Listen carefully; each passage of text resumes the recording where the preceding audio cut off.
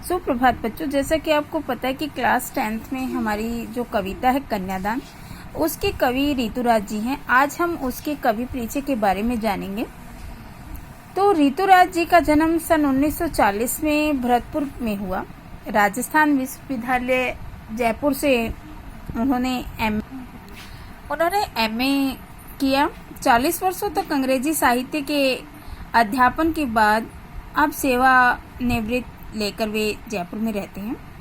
उनके अब तक 8 कविता संग्रह प्रकाशित हो चुके हैं, जिनमें एक मरण धर्मा और अन्य पुल पर पानी, सूरत नीरत और लीला मुखारविंद प्रमुख हैं। उन्हें सोमदत्त परिमल सम्मान, मीरा पुरस्कार, पहल सम्मान और बिहारी पुरस्कार मिल चुके हैं। किन्हें? ऋतुराज जी को। तो प्यारे बच्चों, मैं अब आपको इनके बारे में और बता देती हूँ कि इन्होंने अध्ययन और अध्यापन को ही आजीविका का साधन बनाया था। 40 वर्ष तक अंग्रेजी साहित्य पढ़ने पढ़ाने के बाद अब ये सेवानिवृत्त हो चुके हैं और जयपुर में रहते हैं। इन्होंने हिंदी कविता के क्षेत्र में महत्वपूर्ण कार्य किया। अब तक इनकी, मैंने अब पहले भी बताया था कि 8 रचनाएं प्रकाशित हो चुकी हैं। इनकी साहित्यिक विशेषताएं क्या क्या हैं? श्री ऋतुराज ने अपनी कविता में आज के मानव की दशा को प्रस्तुत करने की क्या की है? चेष्टा की, कोशिश की है। कवि उनकी आधुनिकता, सामाजिक दायित्व, स्वाभिमान और विश्व बंधुत्व की प्राप्ति से आलोकित है। उन्होंने न तो किसी को धूल बनाने की कोशिश की और न हवा में ऊपर उठाने की।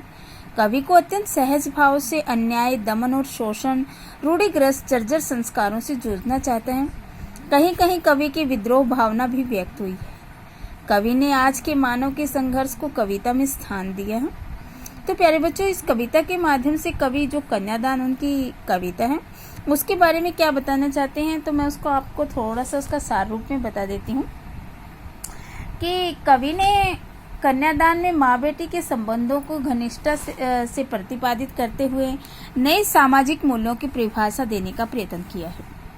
माँ अपनी युवा होती बेटी के लिए पहले कुछ और सोचती थी, पर सामाजिक मूल्यों में परिवर्तन के कारण अब कुछ और सोचती है।